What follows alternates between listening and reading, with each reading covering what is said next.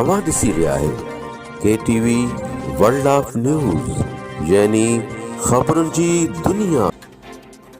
अस्सलाम वालेकुम नाज़रीन, मां आहियां सुधीर अमन खखराणी। अवां ॾिसी रहिया आहियो KTV वेब न्यूज़। पेश आहे हिन वक्त जी अहम ख़बर।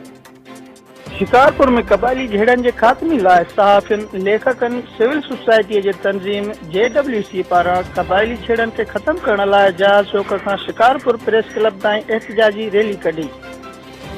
JWC जे मरकज़ी अॻुवान ज़ुल्फ़कार ख़ासकेली, शौकत नूनानी, ज़फ़र अबड़ो, अज़हर गुल सरकी समेत ज़िला शिकारपुर जे सहाफ़ियुनि सारिन बपड़, शफ़ीक मर, यासीन उनड़, सुल्तान रिंद, वहीद बिरोई, हकीम जतोई, एडवोकेट ज़फ़र अली चन्नू, एडवोकेट असगर पौड़, लेखक हमीद चांडियो, नसीम बुखारी, गड़ी यासीन, समाजी तहाद जे अॻुवाननि शाहिन सिंधी, अयाज़ शाह बुखारी समेत सिविल सोसाइटी जे माण्हुनि शिरकत कई। रैलीअ खे ख़िताब कंदे अॻुवाननि चयो त अचो त क़बाइली दहशतगर्दीअ खे ख़त्म करण लाइ पंहिंजो किरदारु अदा कयूं ऐं ज़िला शिकारपुर खे अमन जो गहवारो ख़बरुनि जी दुनिया।